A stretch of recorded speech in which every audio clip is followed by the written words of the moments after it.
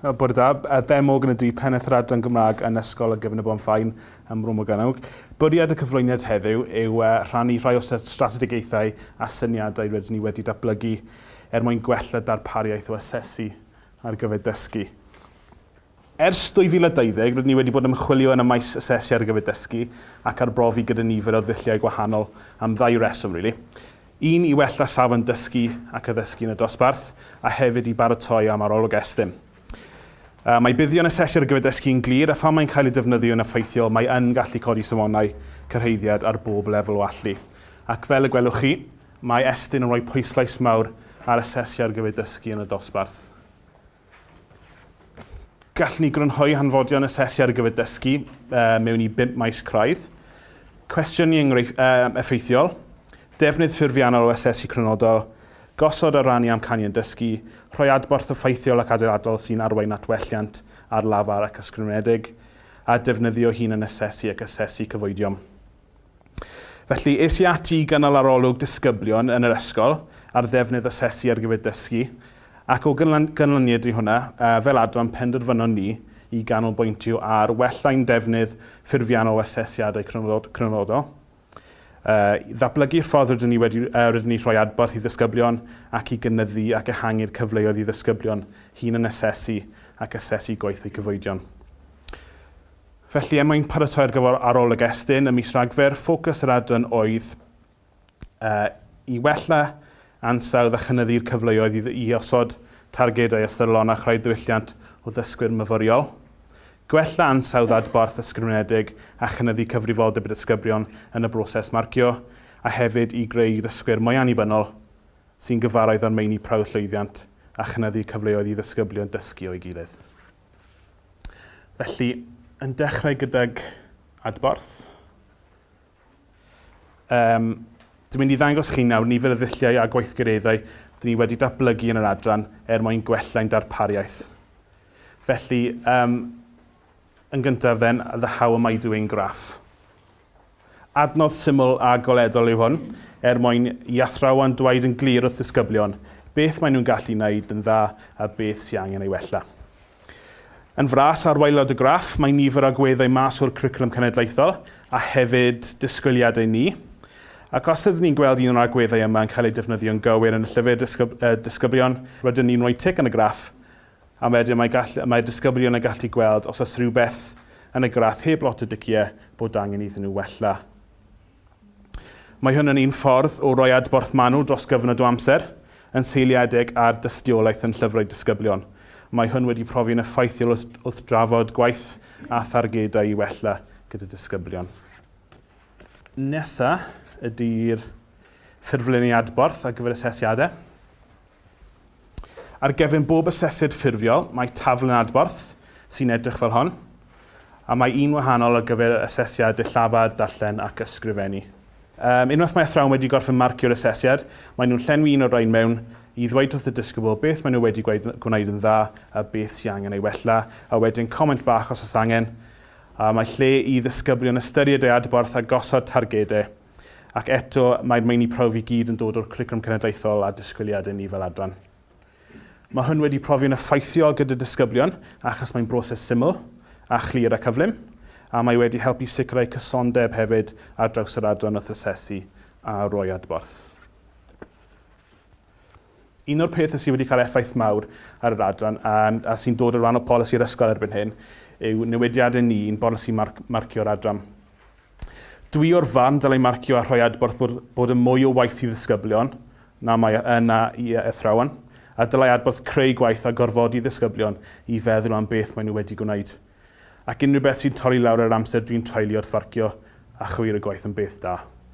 So, polisi'r adran nawr yw ddim i gwir o gwaith disgyblion, ond i rifo gwallau a problemau yn ei gwaith, mwyn iddyn nhw gwiro fel starter neu gwaith cartref ar ôl cael llyfrau nôl. Ar hyn o bryd, ni'n tanlinellu neu rhywbeth sy'n angen ei gwella yn ei gwaith, nodi ba fath o broblem syllafu, gwell gramadegol, ymadrodd sy'n rhy syml ac yn y blaen, a wedyn ysgrifennu restr o rifau ar ddiwedd y darn o waith, mwyn i ddisgyblion fynd ati i gywiro. Mae hwn bellach yn ymarfer cyffredin yn yr adran, a mae disgyblion yn fwy barod i ddarllen dros eu gwaith cyn rhoi llyfrau mewn. Yn symud ymlaen at gwbl o bethau rydyn ni wedi gwneud i wella'r ffordd rydyn ni'n defnyddio asesiadau disgyblion. Yr enghraifft cyntaf ydy'r taflen adolygu cyrhaeddiad yn 1.1 a 2 yn y cwrs tygau. Ar ôl ni'n gael y marciau swyddogol nôl, 1.1 a 2 yn yr haf, y peth cyntaf ni'n wneud ym mis Medi gyda blwyddyn 10 yw mynd trwy'r proses yma. Mae disgyblion cael amser yn ystod y wers i drafod eu perfformiad, edrych dros eu canlyniadau, a mae sawl cwestiwn iddyn nhw ateb i esbonio sut maen nhw wedi paratoi, beth oedd yn anodd iddyn nhw ac yn y blaen i ni gael wella a'n dysgu, ond hefyd iddyn nhw feddwl o ddifri am dargedau ar gyfer y blwyddyn nesaf. Mae'r proses tebyg yn digwydd ar ôl cybylhau asesiadau dan reolaeth hefyd. Mae proses tebyg yn digwydd ar ôl arholiadau moc ac asesiadau ffurfiol yn cyfnod lefel 3, a mae rhaid ni gyd yn darparu cyfle i ni drafod y proses asesu a gofyn i ddisgyblion ystyried eu perfformiad, yn y gobaith bydden nhw'n paratoi'n well yn y dyfodol. Dwi'n meddwl bod hi'n bwysig i ni weld y proses asesu fel rhywbeth adeiladol, rhywbeth nid ni'n wneud jyst i fesur o plant, ond i helpu dysgu a dylai'r adborth ni'n rhoi iddyn nhw fod fwy o medical na post-mortem.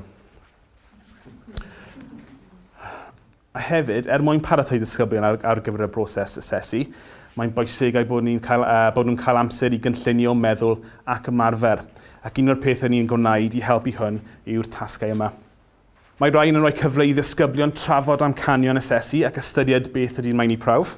A mae'n cyfle i ddisgyblion gofyn cwestiynau, gweld enghreifftiau o waith da a gosod targedau. Mae'n syml iawn, ond yn ffurfiol hefyd, sy'n helpu paratoi disgyblion sy'n ffeindio'r proses asesu yn anodd hefyd. Nesa ydy'r bwrdd tracio i flwyddyn 10. Mae hwn wedi dod yn enwog yn yr adran nawr ac yn yr ysgol. A bwriad y bwrdd ydy amlygu cynnydd neu diffyg cynnydd y disgyblion tuag at eu targedau. Mae'n cyfle i ddathlu gwaith caled y disgyblion a hefyd i name and shame y rai sydd ddim ar drac i gael beth dylen nhw gael. Pob pythefnos, dwi'n gofyn i'r adran roi lliw yn y timeline ar bwys enw'r disgyblion.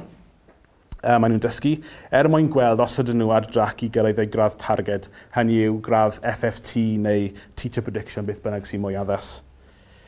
Mae disgyblion yn cael gwyrdd os ydyn nhw ar darged, melyn os ydyn nhw'n tangyflawni tipyn bach, a coch os ydyn nhw'n tangyflawni yn sylweddol.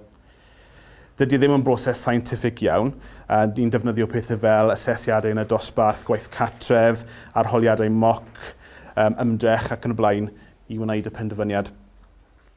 Dydyn ni ddim yn mesur o disgyblion yn ôl ei gilydd, ond jyst yn ôl ei targedau personol. Felly dydy ddim yn proses sy'n caniatáu disgyblion i gweld beth ydy target grades pawb arall, ond jyst iddyn nhw gael gweld os ydyn nhw ar drac neu beidio.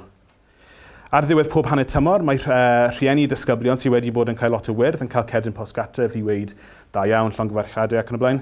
A rai sydd wedi bod yn cael lot o goch yn cael cerdyn post i ddweud bod plentyn nhw yn tangyflawni o bod angen welliant. A mae'r holl broses yma wedi cyfrannu at ein cynllun mentora. Ac o ganlyniad i'r bwrdd tracio, mae disgyblion a rhieni yn rili teimlo bod ni'n nabod eu plant nhw ac yn rili edrych ar ôl eu cynnydd nhw. Ac mae wedi profi yn boblogaeth gyda nifer o adrannau eraill hefyd yn yr ysgol. Cwbl o bethau hunan asesu ac asesu gwaith cyfoedion. Y peth cyntaf ydy'r tasg hunan werthuso, fel MOT bach ar ddiwedd pob hanner tymor neu uned o waith. Yma ni'n gofyn i'r disgyblion ystyried a sgorio eu perfformiad yn y sgiliau darllen, ysgrifennu a llafar, a hefyd pethau mwy cyffredinol fel ymdrech, ymddygiad, os ydyn nhw'n drefnus ac yn y blaen. Mae hwn yn cyfle dda i ni gweld ble ni'n gallu cynllunio wneud yn siŵr bod ni'n cwrdd ag anghenion y disgyblion, i weld os oes sgor wedi newid a thrafod pam, a hefyd mae'n ffordd o gael ddisgyblion i sylweddoli taw nhw sy'n gyfrifol am ei gynnydd, nid jyst ni. Ac un o'r pethau sydd wedi dod yn rhan o polisi marciol ysgol hefyd yw'r pre-teacher checklist. Mae disgyblion wedi cael ei hyfforddi erbyn hyn i wybod bod athrawon yr adran Gymraeg yn gwrthod edrych ar unrhyw waith o ysgrifennu estynedig, oni bai bod rhywun arall yn y dosbarth wedi edrych arno fe yn gyntaf. Ar ôl pob dan o ysgrifennu estynedig, mae disgyblion yn cael rhywun i checio dros ei gwaith yn ôl y meini prawf llythrennedd, sillafu cywir, atalnodi cywir, os ydy prif lythrennau wedi cael ei defnyddio yn gywir ac yn y blaen. Yn ogystal â rhoi pwnc penodol fel rhoi resymau ar ôl mynegu barn, defnyddio trydydd person, amser arall y ferf, cytuno, anghytuno ac yn y blaen. A mae disgyblion yn cael y gwaith nôl gan eu partner, gwneud y newidiadau yn ôl y cyngor, a wedyn mae'r athrawon yn cael gweld. Mae cyfrifoldeb ar y disgyblion i wneud yn siŵr bod y gwaith yn gywir, cyn i ni weld sy'n golygu gwaith o safon gwell a llai o amser marcio i ni.